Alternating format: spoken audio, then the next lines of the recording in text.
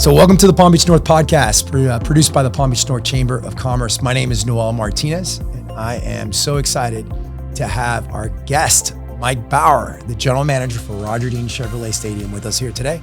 Mike, welcome to the show. It's so good to be here. This set is amazing. I can't wait to get this going. Well, I'm excited about it, Mike. You know what? You and I have been friends for a long time. You know, I met you 14, maybe 15 years ago when you first moved here. That's about right. I can't believe it. Think about how much has happened in those last 14, 15 years. Isn't that crazy? Yeah, man. We've both gone through a lot, right? Both at home, at work, life changes, kids, divorces. I mean, it's been quite a bit of it. I know. I'm so excited. I was really looking forward to interviewing you. So let's get into you. Is that okay? Let's start asking some questions. All right. So talk to me about you. You know, where'd you grow up? What were you like as a kid? So we moved to the West Palm area when I was 5 years old. My family's originally from Akron, Ohio. My dad at the time was the head of the union for Firestone, the tire manufacturer, and they did massive layoffs in the early 80s. So my folks, without a job, packed up all their stuff and moved to Palm Beach County, Lake Worth, Florida, to be exact. And that's where I went to first grade and second grade. And then when I was in third grade, we moved to Port St. Lucie. And that's really where I grew up. I claim Port St. Lucie as home. I went through elementary school, middle school, high school at Port St. Lucie High. I think we were the second graduating class at Port St. Lucie High. And I grew up as a South Florida kid. As you know, I love the Dolphins, the Marlins, the Heat. I know all the Florida sports teams. We've been to all the games together. Yep. Grew up down here. And as a kid, you know, I wasn't the most popular kid. I was kind of in the nerdy clique, right? Like I was a gifted student and, you know, but I wasn't the smartest kid in the gifted classes. I was probably at the bottom of the rung amongst all those kids, but I was just a happy kid, right? Like I grew up in a happy home and had a lot of friends and was always active. And, you know, I loved to play baseball as a kid, obviously. And I played a little football.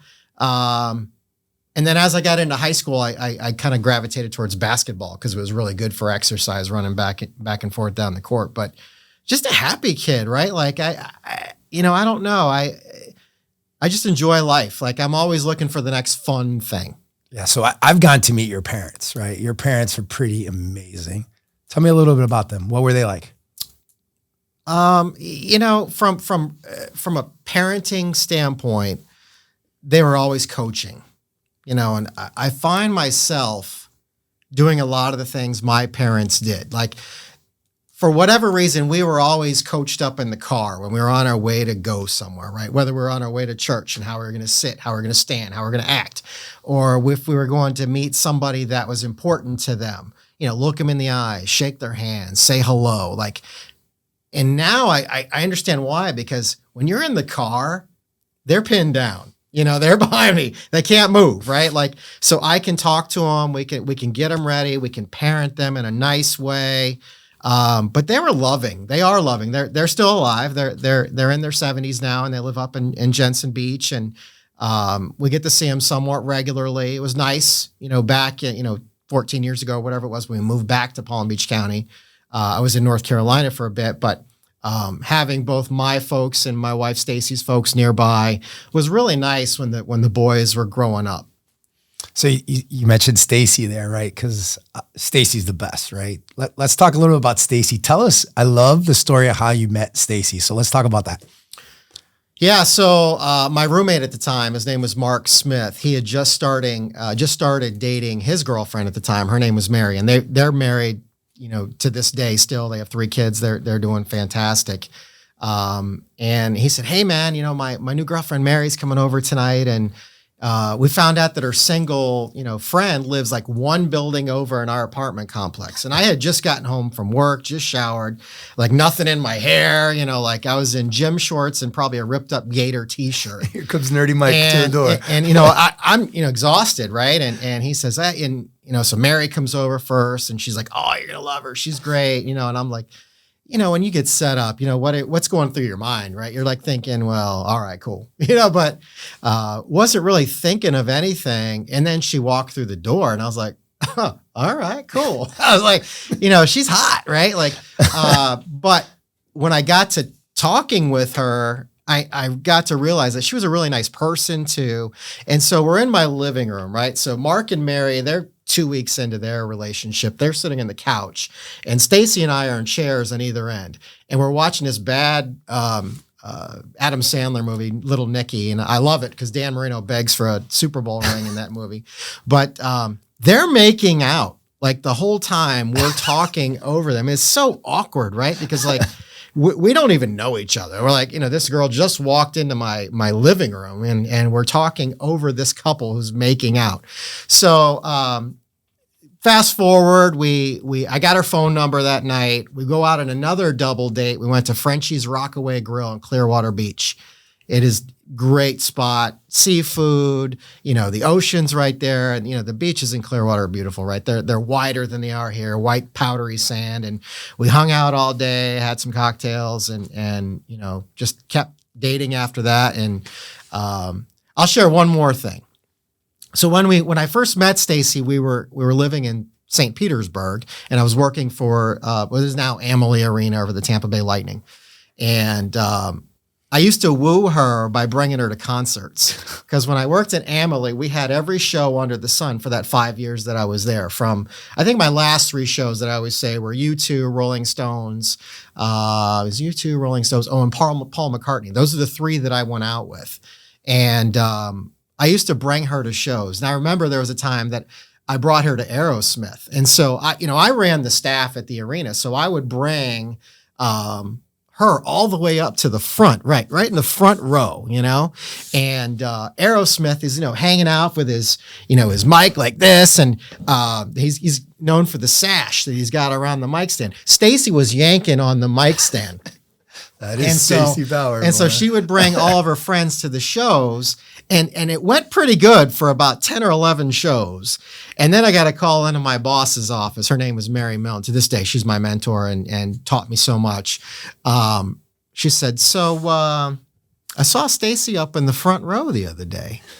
She goes, I checked with Jim Menino, and Jim was our ticket office manager back in those days, and he can't see Bauer on any of those tickets.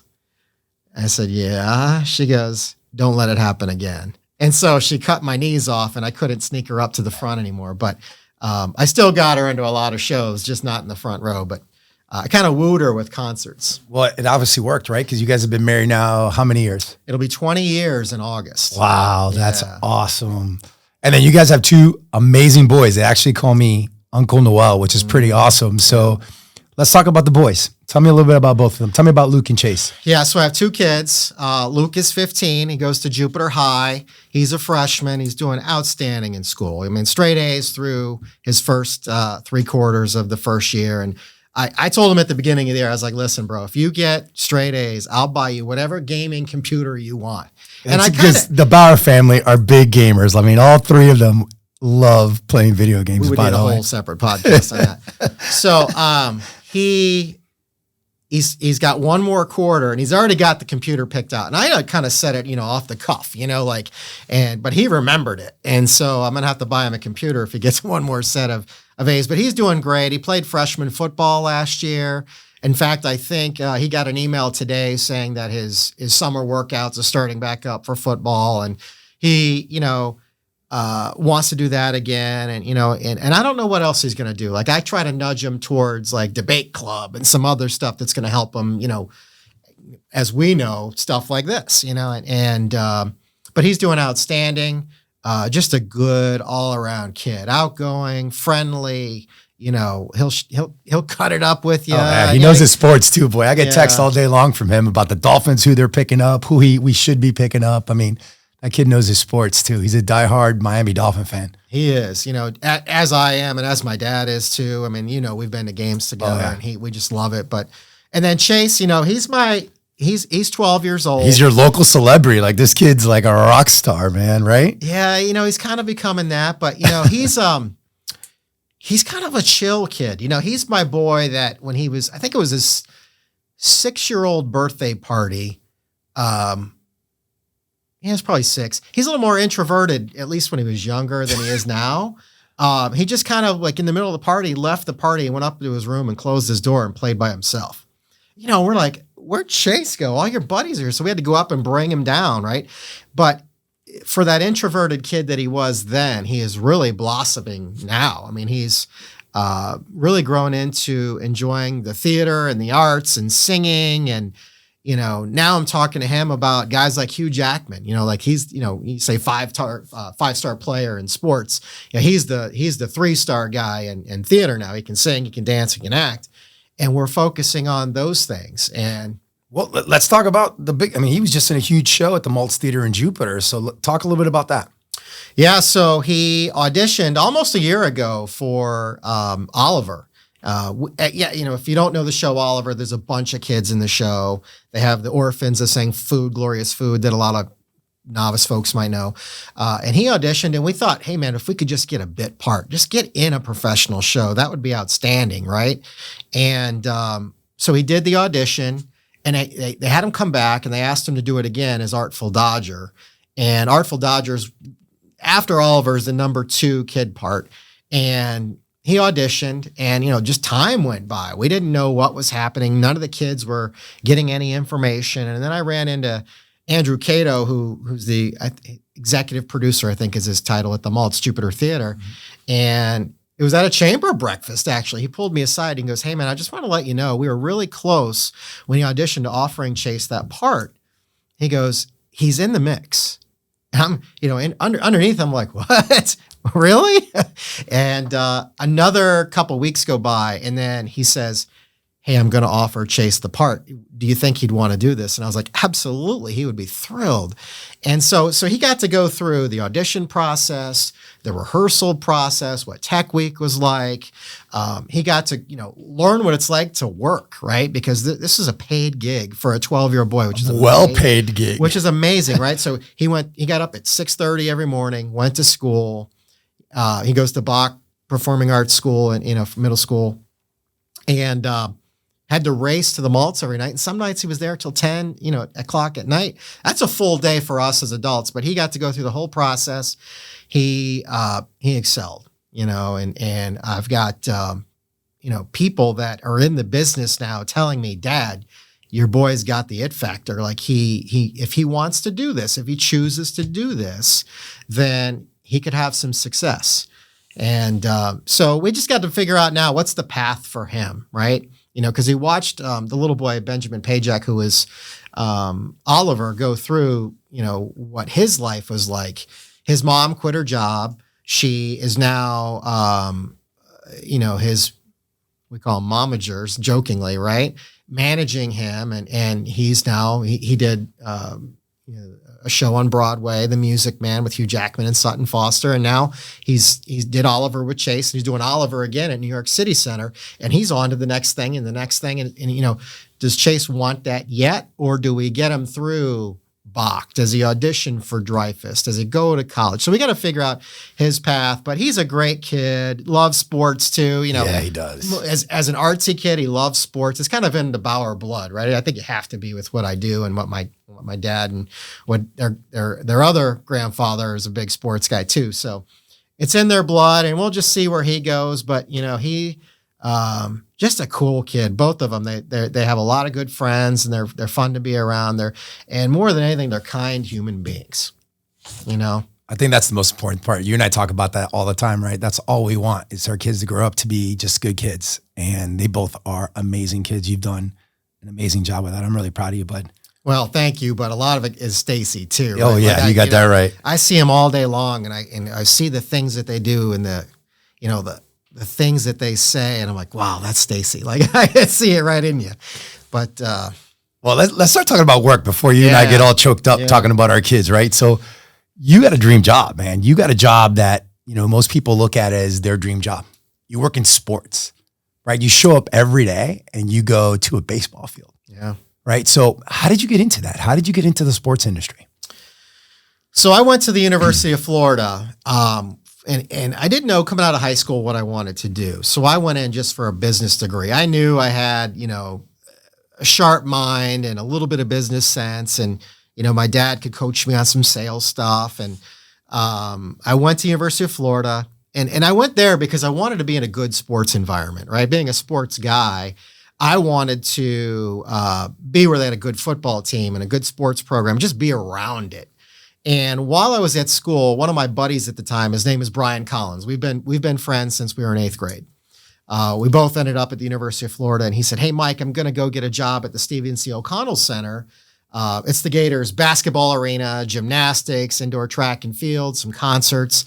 And he said, "We love to go to the games and stuff. Why don't we go get paid and do the games?" So my first job, I got to tell you, my very first job out of the gate, they put me in the Rowdy Reptiles section, which is the student section at the University of Florida. And they wanted me to make sure that the students were seated because the people behind them were the $1 million boosters.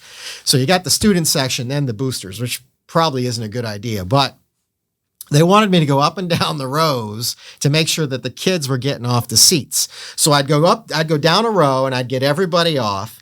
And I'd come down the next row, and son of a gun, if those people weren't standing back up, and I was getting flicked in the ear. I had gum put in my hair one time. A few choice words were thrown at me, but I was just resilient, right? That was my first job. I was going to do it, and as long as they see me going back and forth and I'm doing my job, that's all they can do, right? So I did that, and as I was at UF, I worked my way up, and I was one of the full-time staff members as a student. I stayed and did a master's degree after my bachelor's because my bachelor's was in business, but I didn't know sports. Mm-hmm. So I thought to myself at the time that I needed a master's in sports. So I did that. And by the time I left there, I was a full-time member of the team, ended up working there 5 years. My claim to fame, though, was I was the parking lot guy for football games because I always wanted to be at the games, right? So the evenings before, we had to block off all the parking lots in the school because that's where the high-level boosters paid and are paid to park. And so all the people in the yellow shirts, I would drive around all night with Red Bull and whatever for these kids to keep them awake while they were doing their homework. And that allowed me to not have to work on game day so I could go to the games. And I'll tell you, Gator football is my jam. Like, there's nothing better to me. I know we love the Dolphins too, yep, but that atmosphere in the swamp is electric. And SEC football in general is electric, but yep, I love going back. We go back every year. I bring the kids now, and I mean, they're super fans too, which is a lot of fun. And, Luke told me that he wants to go to UF too. I was like, yes. And doesn't have to go to UF, but I want him to go to a good school, get a good education, and be in that environment because that college environment was fun. Awesome. And then from there, how did you end up in Tampa, right? You ended up working at the Tampa Bay Arena. Is that what it's called over there? Yeah. So I had to do an internship to graduate with my master's. So I ended up at the Tampa Bay Devil Rays at the time. Yep. So I did an internship for a season there. And while I was there, I met all of the staff, and they all kind of worked all the venues there, right? They worked at the arena for the Lightning. They worked at Ray J for the Bucks. And of course, the Rays. And they said, Mary Milne over at the Lightning is looking for a couple of positions, and you'd be perfect. So I actually applied, but before she even looked at my resume, she was calling me because everybody was referring me. And we got to talking, and originally I interviewed for a security position, but she's like, I got something better for you. I think fits your profile a little better. And my first job was managing luxury suites at the arena. It was not what I wanted to do. It wasn't sexy. It wasn't, that high level general manager's job that I wanted, but it got me in the door. And it got me noticed. And I worked harder than everybody. I was the first one in, the last one to leave. I told myself that. I wanted my boss, I wanted to beat her there every day. So I did.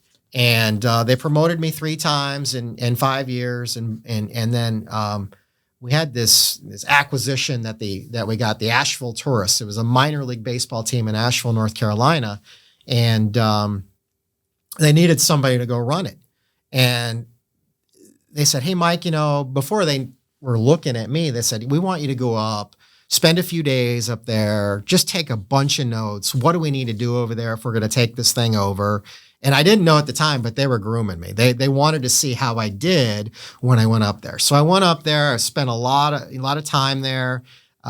interviewed all the staff, talked to them, just in a nice way, right? Asked a lot of questions and learned everything I could. I came back and I typed up this dissertation about Asheville. And, a few months go by, they do acquire the team. And next thing I know, Mary's, crying because she's offered me this job to go to Asheville and run this team. But at the same time, she's losing her right arm. Oh. So it was really nice. And Mary, she was tough. She was a field hockey coach in college and was a tough lady, but used her coaching skills to manage. And I think I learned a lot of how I work with my people today from her and that style. And there's one thing, working with different managers and what you can do to take away what you like from each one of them. But at the same time, you can say, I didn't like this either. I won't do that. And so, I had Mary Milne, I had Sean Henry. Sean is now the president of the Nashville Predators. Mm-hmm. He was phenomenal. Then I get to, here in Jupiter, and I've got Claude Delorme and Brad Wood and now Dan Good and just, good people that manage in a way that I like, which is hold you to an expectation, tell you what I want, be realistic, and go do it. And give your people the freedom to do what they can do, right? And as a manager if you're doing your job, right? What they're good at and what they're not so good at so that you can get involved when you need to. And, I guess the whole story from how I got to, to Tampa to here is through good people. In our business today, we're 45 full-time people, and if you look at it, if you dissect it a little bit, half are, the more blue collar, grounds, maintenance type guys, all hard work and love them to death. And then you got the other side, which is more business focused, right? Sales, marketing, that type of thing. And, you got to know who they are so you know how to manage them. And it's all about people. And, one bad apple in that small group can really bring you down as a group. So we're going to talk about people and leadership and management styles here in a little bit, but let's talk about the stadium. Yeah. So you're at Roger Dean Chevrolet Stadium. For those of people that are outside of our area, how would you describe it? Like what is it? So we're here because we're the spring training home of the Miami Marlins and the St. Louis Cardinals. But we do so much more than that. One spring training is amazing, right? It's 160,000 people over 30 games, 15 for each club. During spring training, their entire rosters are here. So you've got the big league team, AAA, AA, high A, low A, complex league ball. They're all here. So you got 250 players, all of their staff. It's their home away from home. But it's also the 365-day rehab center, right? So, Adam Wainwright gets hurt for the St. Louis Cardinals. He may come down here to Jupiter for a couple of weeks to rehab, work out, have all the stuff that he needs, but in a quieter environment. Mm-hmm. And then when he's ready, we have 2 minor league clubs that are right there that he can jump in and play some games that will get him back and ready. So after spring training is over, you have the Jupiter Hammerheads and the Palm Beach Cardinals, which are the Class A level of that ladder that I just read off. And, it's just fantastic because the difference between spring training and minor leagues is fun, right? We can let our hair down. We can do all the fun and zany skits and all the, there's things that you read about, right? Like the hamburgers that are made with, 2 Krispy Kreme donuts or, the mascot races and all the fun, zany stuff. The difference, though, is that we go from, 6,000 and 4,000 people a game to about 800 a game, except for our bigger days. But it's all fun. Then the third piece to our business, spring training, minor leagues, is outside events. Yep. And we do a lot of baseball tournaments. If you drive by Roger Dean during the day, you'll see all the tournaments going on in our backfields. These groups come in, regional and national baseball organizations. They rent the facility and they use all of our fields. And if you don't know, you got a 7,000 seat stadium, and then you've got 12 pro grade baseball diamonds behind there, and they're all going at one time.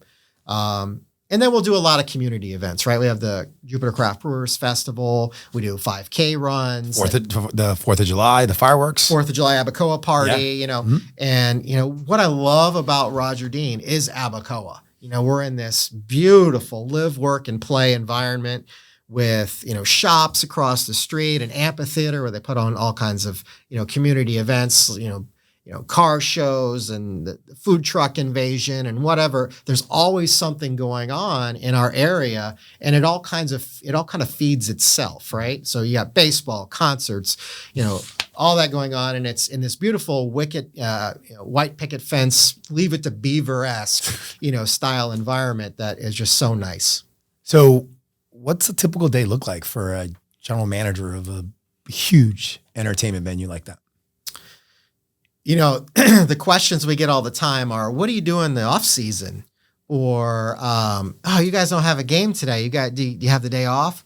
I would tell you that, the time that we're the busiest is during games, right? There's a lot of activity. There's people in the park. There's a lot of great customer service happening. And everybody thinks about parking and tickets and merchandise and concessions and all that. But the prep work is where it's all at, right? And you can relate to this with Mardi Gras. Oh, yeah. It's the prep work. It's getting your sponsors in place. It's getting your tickets sold. It's getting the park, whatever upgrades that you're working on that year, getting those ready in time, getting the park cleaned. It's going to chamber breakfasts and Rotary Club meetings and whatever else to tell our story for what's going on this upcoming year, because it's hard work getting fans in the park. It's not easy. It's not like we just go on sale and people just flood in, right? It's just like a good restaurant or Drive Shack or Lion Country Safari. We all have to do the same thing, and that's be stewards of the community, be out there, be visible, market correctly, and then target different people in the community, different sectors of the community, right? So we might have somebody working on contacting all the churches and synagogues in the area. We might have somebody reaching out to banks. We might have somebody reaching out to restaurants, and we want them all involved at the park in some way. It's probably a different way, but whether it's a group, whether it's a business function, whether it's just having a unique meeting at the park, we want people coming here and using it as your community gathering spot. So let's talk about community. And I want to come back later to the future of the stadium because there's some exciting stuff there. But you mentioned community. You are involved in so many things, right? You are the current chairman of Leadership Palm Beach County. Yep. You're the incoming chairman of the Palm Beach North Chamber of Commerce.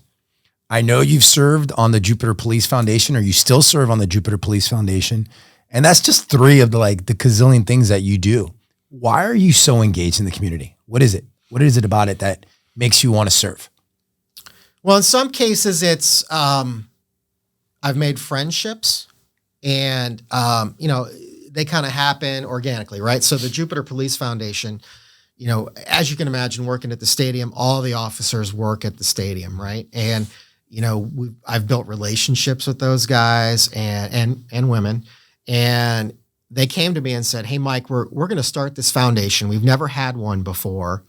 We don't even know how to get it started, but we know we need some community involvement. Would you help us?" And I didn't even think about it. I was like, absolutely. So I show up day one. It's the captain that works with us. It's another guy, Dave Schultz, who's with Lytle, Ryder, Smith, Ivy, and Fronrath, and great me, guy, and me. Yeah. And literally, I leaned over the table, shook his hand, and now I'll tell you, Dave Schultz, I'll run through a brick wall for that guy. Fabulous guy. I'm glad we started it together.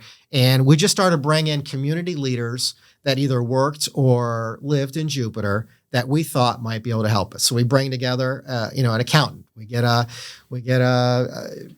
banker. We get, an attorney. The people that we need, they're going to help us build this 501c3 organization.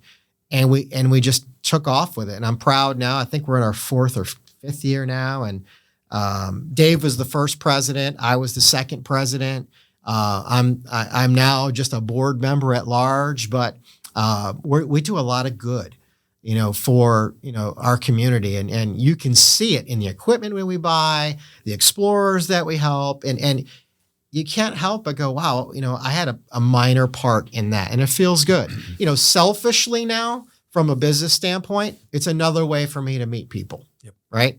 So now those 30 or 40 board members that I've met who are outstanding community leaders, I know them intimately. Right. And that helps me from a business standpoint, because if I need something from them, they're a phone call away. And it's not just an email, it's a cell phone call. And that's different. Right. But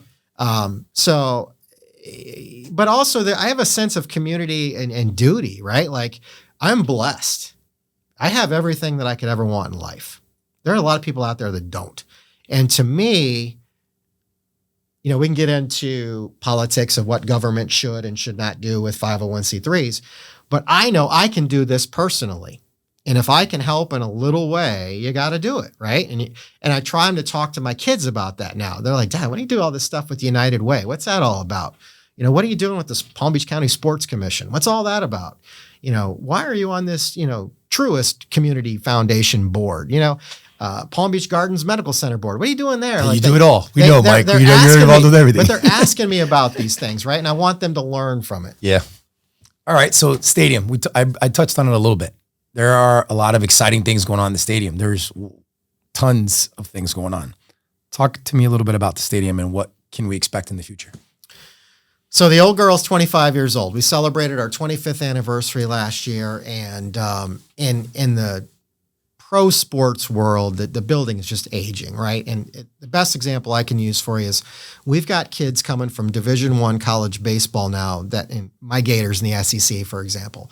They got a brand new facility. It's a Taj Mahal. And they come to Jupiter after playing there, and they think they're going to have the big league experience. They come to Jupiter, and they're just kind of like underwhelmed, right? We got to bring up the player expectation level to where it meets now. But also, we've got to do the same for the fans, right? Like, they've been coming to this park for 25 years. It's time for some upgrades. And so the fans are going to see a handful of things. One, they're going to see a brand new kind of fun, fan engaging hangout spot in left field. The bleachers that are out there now are going to be ripped out. And we're going to continue the seating out to the foul line. But at the top, there'll be a huge bar with shade structure and group space and a place for live music. And, it's just another place, where you can go. And if you don't want to just sit in your seat, like fans today kind of like to walk around a little bit, like at least I do, is you can go out there and hang, have a cocktail. And as soon as the game's over, that last out is made, we can start the band and get cranking. And, it's just a place where people can hang out for another hour after the game. We're also going to, move some of the bullpens off the field. It's kind of the old way of doing things. Right now, it's just a player safety thing. We're going to do another group area down the right field line, but also build a umpire's locker room there with both male and female locker rooms. And, you look at where our discrepancies are with Roger Dean, a lot of it has to do with the female employees that are coming in and working for the teams now. We have, it's shameful to say, but we've turned closets into female locker rooms so they can have space for themselves, and that's not fair, right? And more women are joining the game every year, and so we got to do that. But another group space there. We're going to build a 3,000 square foot team store off the first base concourse, which is going to be huge. If you've ever been at the park and shopped, it's really tight. You're in there like this, and it's just not the best shopping experience. It'll allow us to bring better items there, better experience.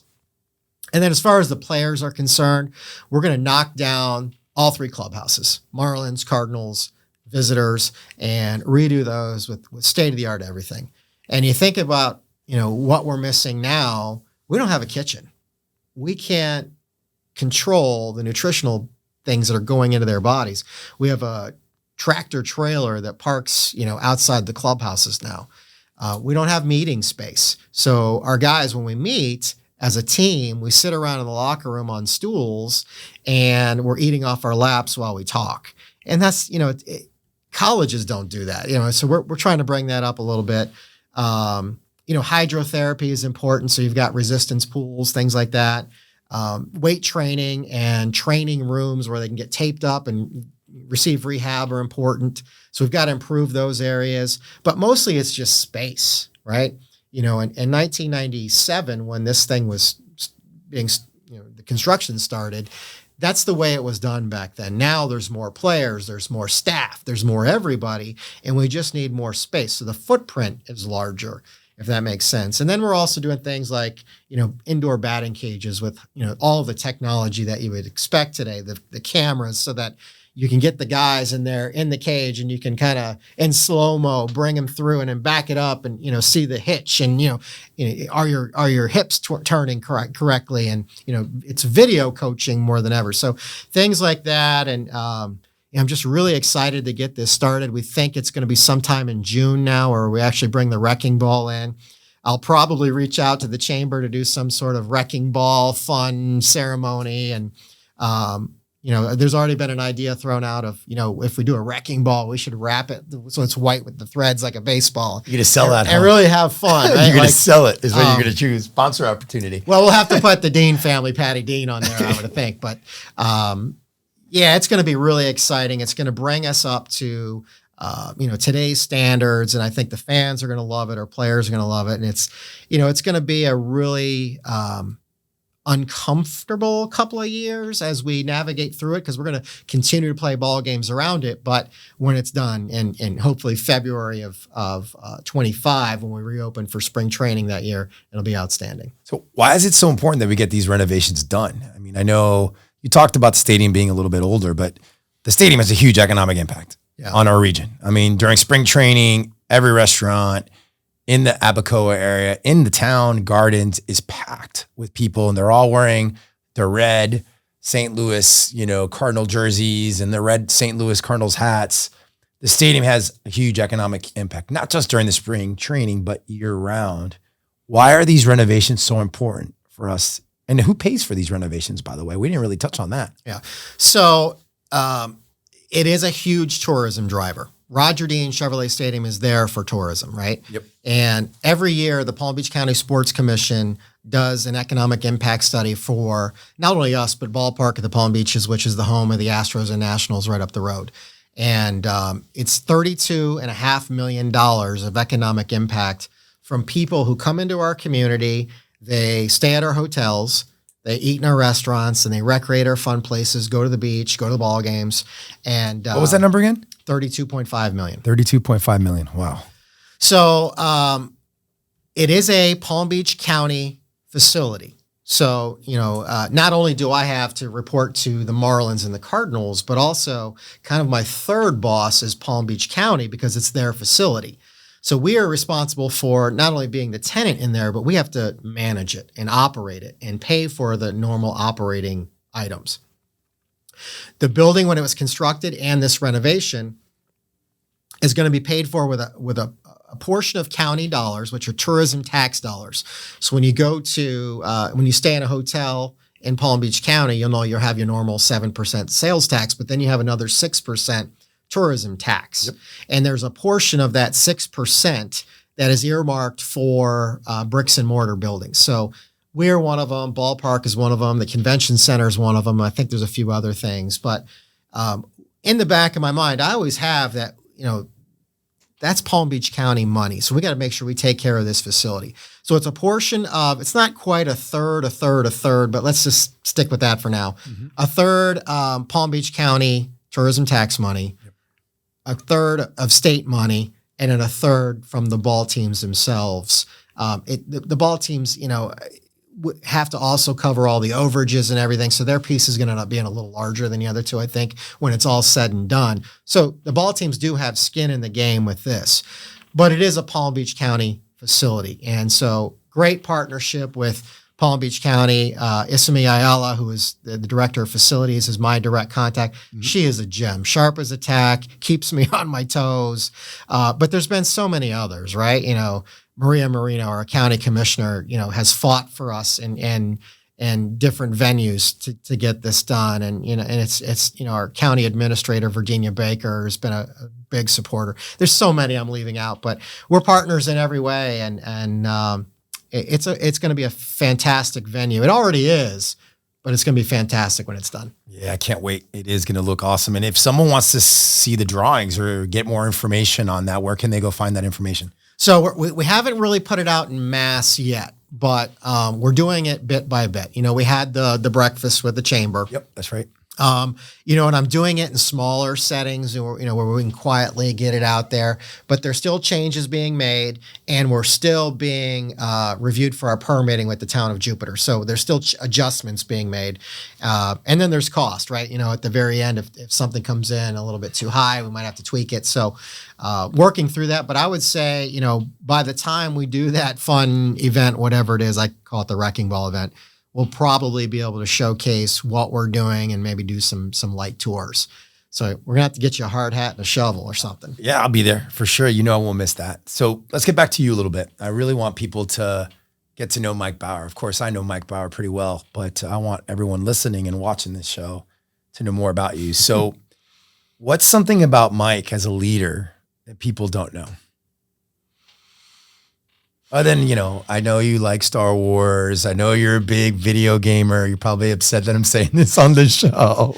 But tell us about you as a leader. Baseball is all about fun, right? The fans come to the ballpark for fun. And I don't think that we can make it fun unless we have fun.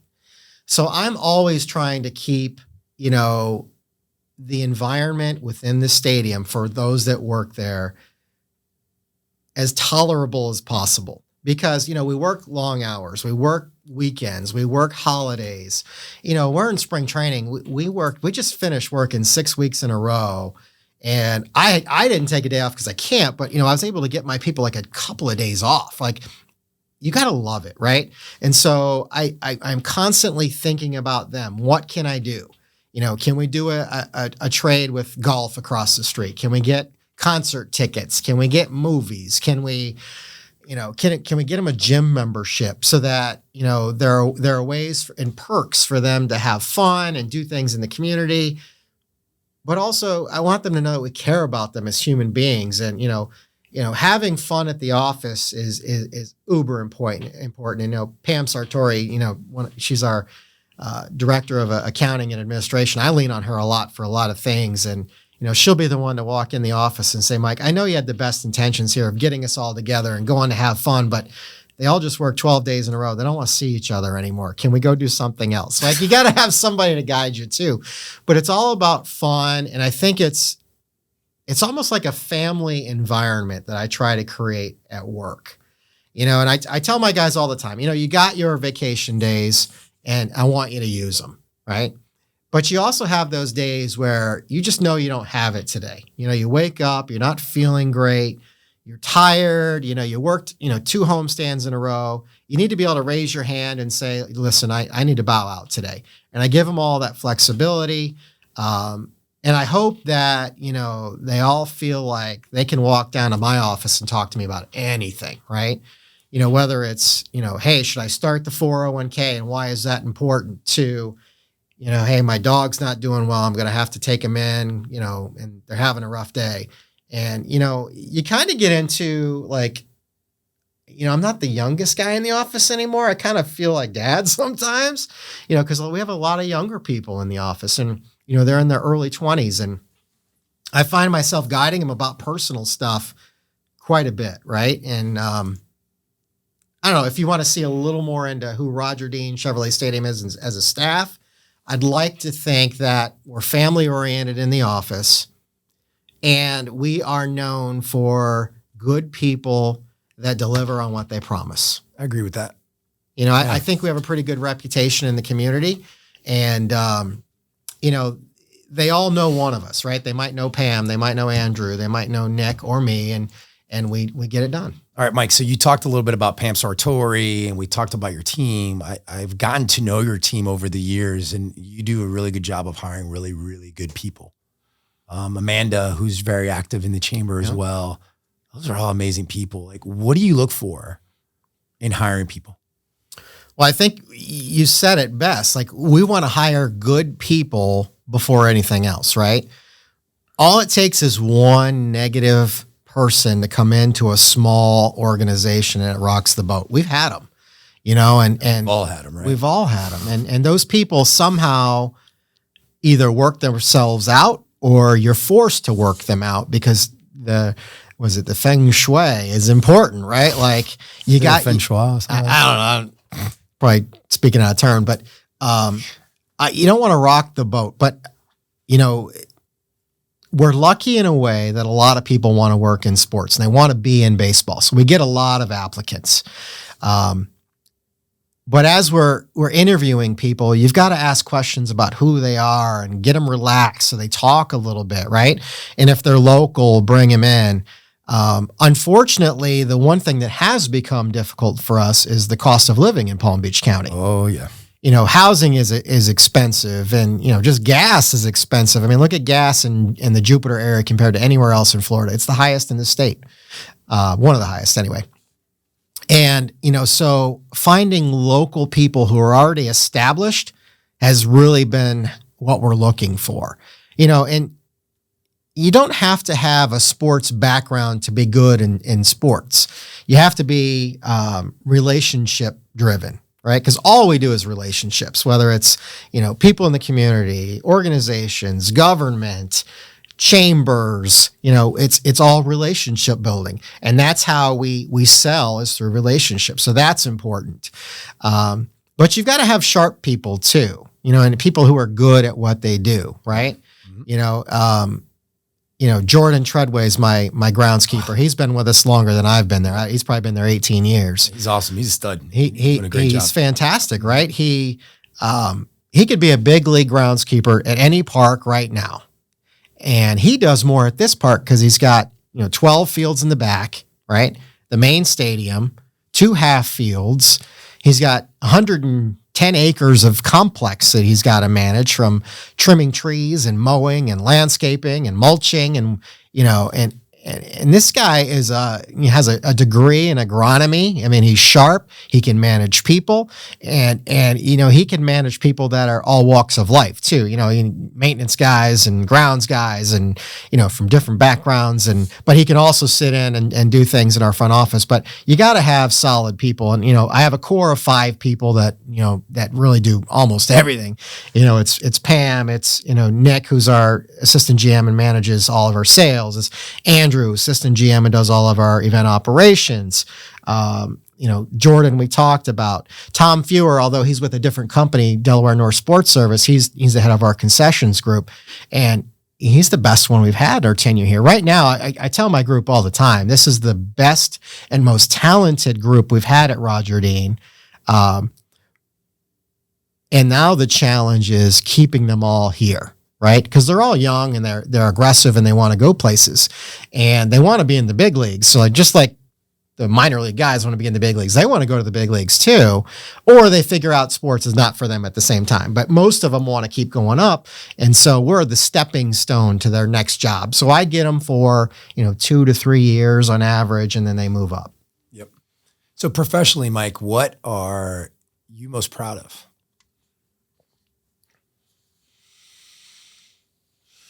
Or personally or professionally, what are you most proud of? Personally, it's being a good dad for the boys. Professionally, it's a lot of what I told you. Like, we deliver on what we said we're going to do. Good relationships in the community. Not embarrassing the teams.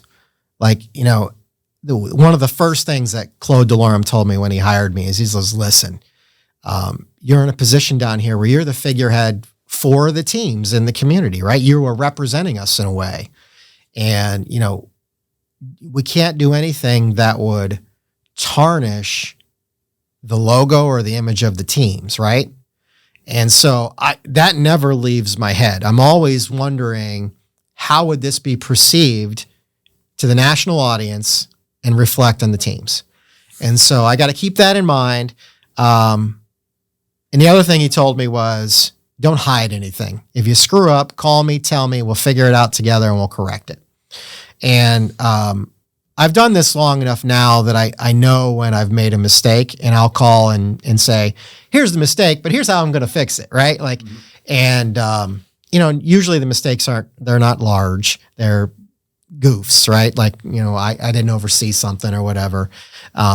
But, Lynn in my office, Lynn's my assistant that Pam and I share. She kids all the time. She goes, all you do, Mike, is walk around and fist bump everybody. You don't do anything around here.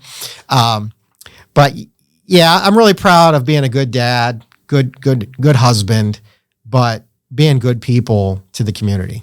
Great. What do you think you'd be doing if you weren't in baseball? From time to time, you think about that, right? You always think about if you were let go, if you didn't have a good sales year and, it was just time for a change or whatever, what I might be doing. I don't know what the answer to that is. There's a couple things in play here. I don't really want to move out of Palm Beach County anymore. When I was younger, it was, I'm going to be the first one in, the last one to leave, get out of the way. I'm going to be the general manager for a big league team and nobody's going to stop me. Well, now I got 2 kids that are in influential years in school and we're rooted here. And so I don't know if I would move to go to another sports organization necessarily. Maybe, I don't know. If the right opportunity came up, I would probably find something here locally in Palm Beach County. This is home now. But it would be something in the community, something where I could have outreach. And somewhere I'm active. Like I'm not a sit behind the desk all day kind of guy at all. Like I've got to be constantly on the move, meeting somebody, lining up the next thing of what we're working on, that just remind me of something, when you talk about managing your people, the other thing that I think is extremely important is they got to feel like they're needed. And giving them meaningful work that they, in their mind, know they're helping the organization grow is important. If you're giving them schlep work, you're going to lose your people. And that's just something, I don't know, it's just something you pick up along the way. But that's how I feel too. If I'm doing meaningful work and I'm making a difference and you have a good boss, then you're going to feel comfortable where you are. So that's what I try to do is just, give people meaningful work, but I don't know where I'd end up. It'd be something outgoing somewhere here in Palm Beach County, and it would be something fun and rewarding. Yeah, Mike, well, you know what? I'm sure anything you would do, you would be good at it. If you could run a stadium like that, have that many employees, and you're putting out fires left and right, you could do anything. So anything you want to do, you could do. So, all right, last question. And I'm gonna ask this to everyone, right? I like to ask this question, and that is, what advice would you give high school Mikey Bauer? Like, what kind of advice would you give him? Knowing what we know now as 40-something-year-olds, we won't throw our age out there yet, not yet at least. But what would you give him? What kind of advice would you give Mikey Bauer? So when I was, I told you the story about how I got into sports, right? It just kind of fell in my lap, and I was working at the Stephen C. O'Connell Center getting flicked in the ear, but I noticed all these people walking around in suits, and I just knew, wait a minute, there's a career in this, like sports is a job. I was like, I want to do that, right? That was my light bulb moment. But the light bulb moment for a lot of these kids today is coming a lot earlier because we didn't really have sports marketing management programs in high school like they do today. They do, and they see it right out of the gate, right?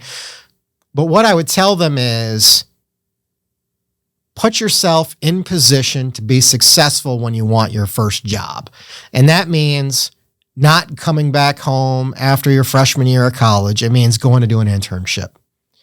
It means not coming back and, goofing off. It means when you're in high school, get involved with the debate club, take a sales class, do the things that, not as a kid, maybe don't seem as fun, but are going to help prepare you for the business world.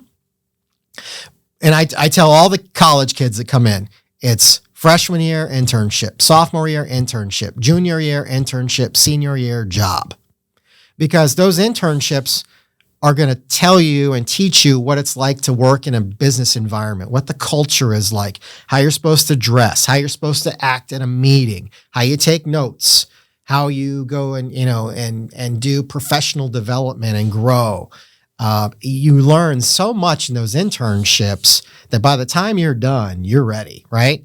And you have a resume then in front of you that says debate club, leadership, grow program, internship. And I tell them, do internships in different areas too.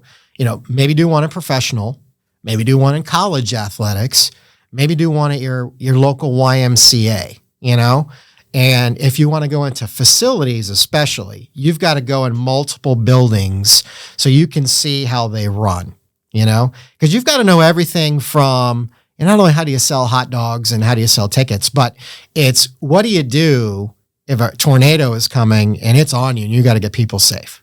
You got to know how to manage a fire panel. You got to know if your sprinkler system goes off in a concession stand and you got a fire, what to do, right?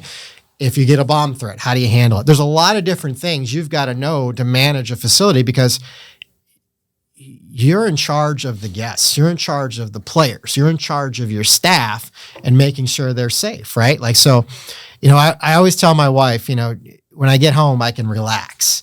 She's like, well, why were you all uptight all day? It's because you carry that weight of people in your facility and they're under your charge, right? And that's real. Yeah. Well, that's great advice. Mike, I really appreciate you taking the time to meet with us today. I'm really proud of you, man. You're doing some great stuff in the community. Thanks, and I'm really, really looking forward to an awesome year with you as chairman of the board of directors at the Chamber. Keep up the great work. And again, I really appreciate you being here, man. Well, it's an honor just to do this. And, this is a beautiful studio. And I'm excited to hear all your other guests are about to come after me or before me. But I'm really excited about, being the chairman of the Chamber. When I first moved here to this community, I knew that this chamber was special from jump. You just have a really good feeling when you walk in, all the events and all the people that you meet, but the things that we're doing here are meaningful, and I'm excited. And, I just want to carry the baton from some of the other chairmen that we have had before us that have been exceptional. So I hope I fill their shoes. You will, Mike. Thanks again, and I really, really appreciate you being here. Thanks, man. This was really fun.